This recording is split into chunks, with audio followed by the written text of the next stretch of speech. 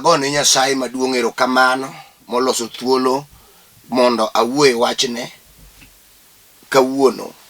In ma ijaneno adwa ni kaw thuolo ni malong'o nikech nitie wach ma Ruoth dwa gwedhowago. Adwa nasomie kawuono kowuok e mar Ezra 4. To kapok asomo we afulni nyinga. An iluonga ni Bishop Samuel Maroche. An wuod Asembo Kanyakala. Ang'amo war. Warruogno emomiya wach kawuono mondo awuoye kodi koluwo Roho Maler mar Nyasaye manopong'a bang' warruok. Wach madwa nawuoye wuokie Ezra 4. Abiro somo nyaka kama gikieno abiro wachoni. Koro ka in gi muma to wasom kodi. Kane wasik jo-Juda gi jo-Benjamin owinjo ni joma oa e twech koro gero hekalu ne Ruoth Nyasaye ma Nyasach Israel, ne gidhi ir Zerubabel gi Joshua kod jodong dhoudi mi giwacho nigi niya, we wakonyu gedo nikech Nyasachu no ema wan bende walamo, kendo wasebedo ka watimone misango chakre ndalo loch Esarhadon ruodh Asuria ma nokelonwa ku. To Zerubabel gi Joshua kod jodong dhoud Israel mamoko nodwokogi niya, uonge tich gi ot mwagero ni Nyasachwani. Wabiro gere ni Ruoth Nyasaye ma Nyasach Israel wan kendwa, kaka Kuros ruodh Pasia nochikowa. Bang'e joma koro nodak e pinyno nonyoso chuny jo-Juda ka buogogi ni mondo kik gigedi. Ndalo duto mane Kuros rito piny, ne gimiyo jodonge asoya mondo oketh wach jo-Juda. Mano nodhi nyime nyaka ndalo loch Darius ruodh Pasia. Aduoko ne Nyasaye maduong' erokamano. In ma in jawinjo kendo janeno mar Lolwe TV. Asomo muma mang'iso wach manotimre piny Israel bang' ndalo machuok ka giwuokie twech e piny Asuria. Kaka ing'eyo pile ajakwanoni ni Israel osedhi e twech kuom pinje 3. Achiel, gisedhi e twech e piny Misiri. 2, gisedhi e twech e piny Babylon. 3, gisedhi e twech e piny Asuria. To e pinje go te ne gikawo ndalo ka giduogo kendo gidak e pinygi. Nitie kinde mane gidhi e twech kamano ma pinygi dong' gunda. Kinde mane gidhi e twech e piny Asuria, ruodh jo-Asuria nokawo jomoko e piny mag Asuria mokelo dak e piny mar Israel, kuonde mane jo-Israel odakie. Mane gidak kuno kuom higni mang'eny.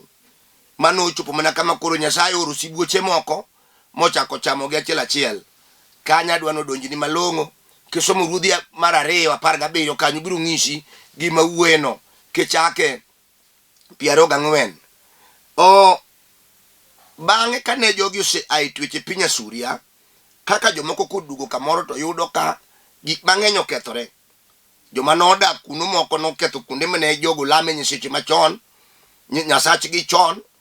Joma noa e pinje mamoko nokel mondo odagie piny mane jo-Israel odakiegi, noketho nyaka hekalu molwaro piny. Kuonde misengni gi liswa mane jo-Israel time ne gimuko magiketho. Ne gichalo jomokelo nyiseche mamoko e piny Israel e lowo manowach ni ok nochako ne Nyasaye moro. To mae nomiyo nodong' kaka gunda. Ezekiel wuoye ni kanyo nodong' kaka gunda. Apako Nyasaye maduong' mar yuoro kendo jawinjo. Adwa ni winj koda kwabe. Kane giseduogo ka gin e bwo loch, kaka ng'eni oganda nyaka bedi gi jomotelo nigi. Ne nitie ng'ama iluongo ni Jeruzabel to kod Joshua.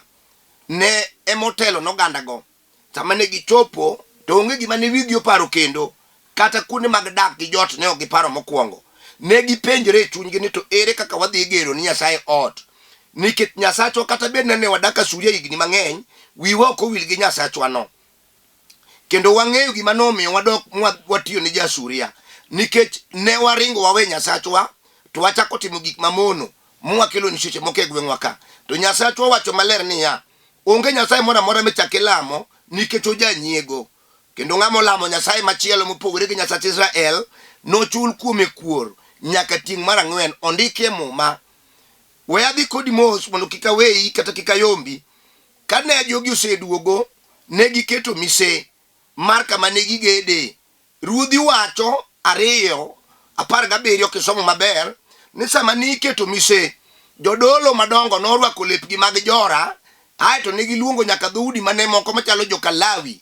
Ne gibet ka gigo koko, ji nomako ngeng'o, nomako bul kiwero wende to jomoko olo, kipako Nyasaye mochako miyogi muya mondo giger hekalu manosemuki. Apako Nyasaye maduong' mar yuoro ma ja Nazareth. Wadhi kodi. Ne gipako Nyasaye ka gimor kabisa. Kendo negi kata gitin ma ok ging'eny ahinya manyalo gedo. Ne gionge pesa, ng'ama e dela onge ndururu, onge gima en go manyalo wacho ni mato mara. Ne ginyalo paro mar garambe to igoye koa kanye. Nikech jogi noa e jela ka kata nduru onge momigi. Cham mane gipuro e piny Asuria nodong' kuno, nikech ne gipuro kaka mabuse. To mabus kata tima matek onge mimiyo doko go ka ok mar transport moro. Koro jogi bende ni halino.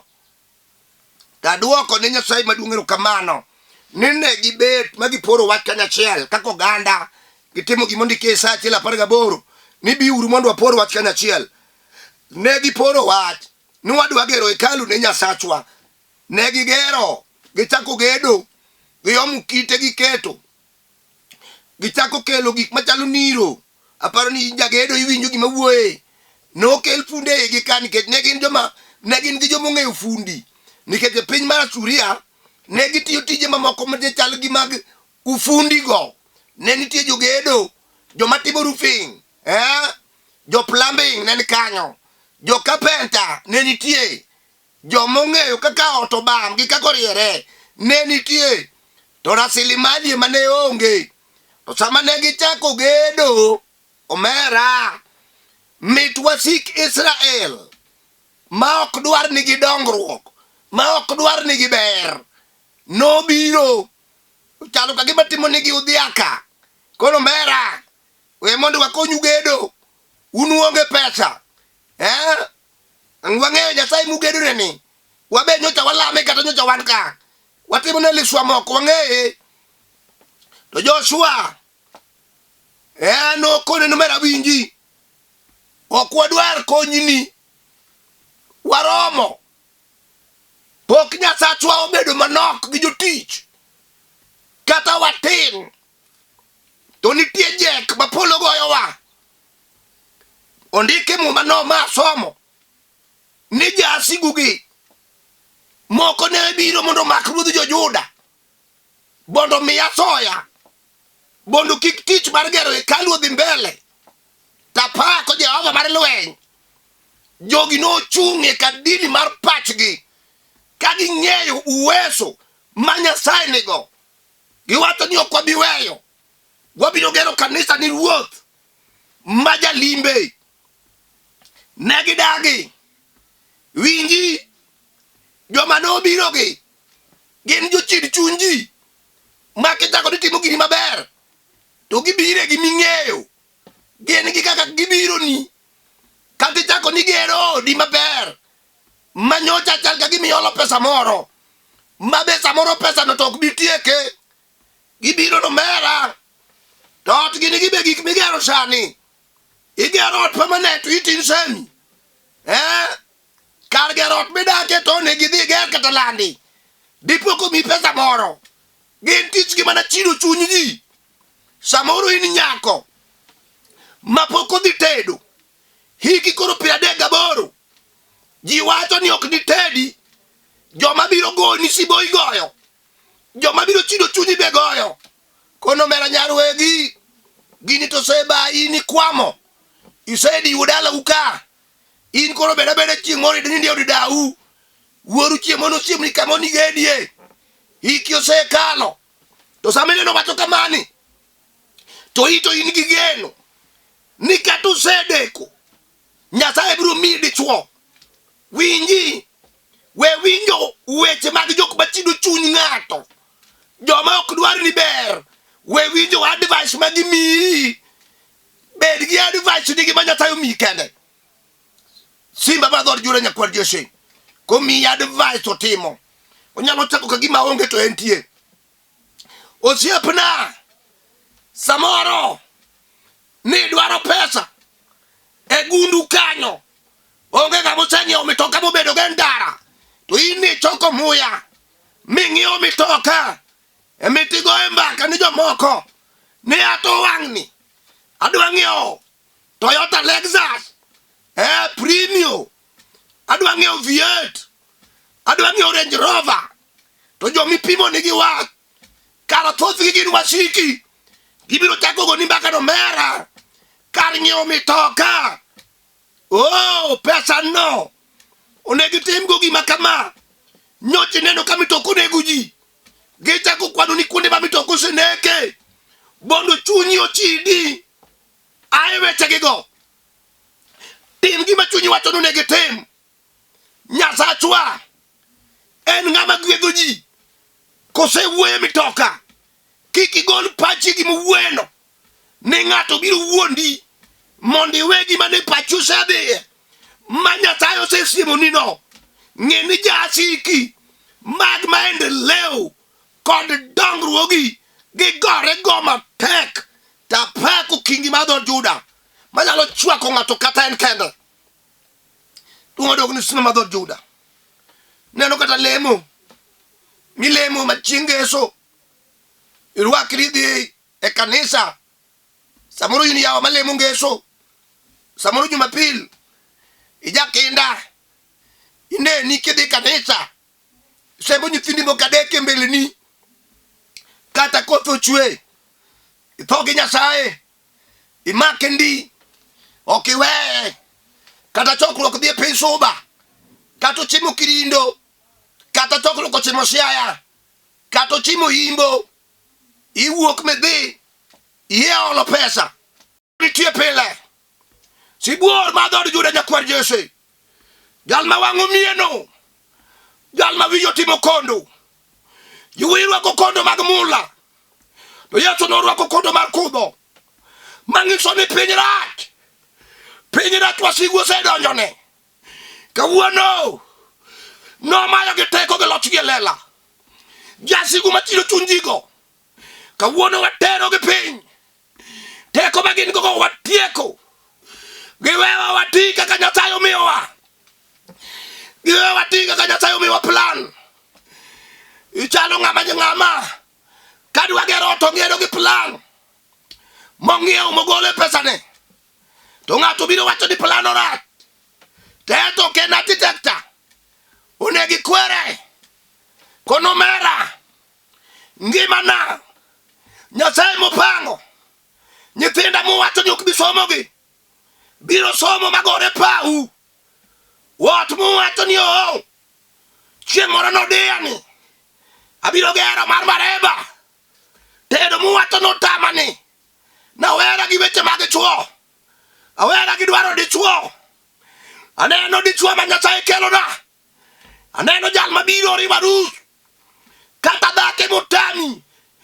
Wachna neno ka Ruoth osekelo dichuo morwako tai mabiro gi mitoka dalawa.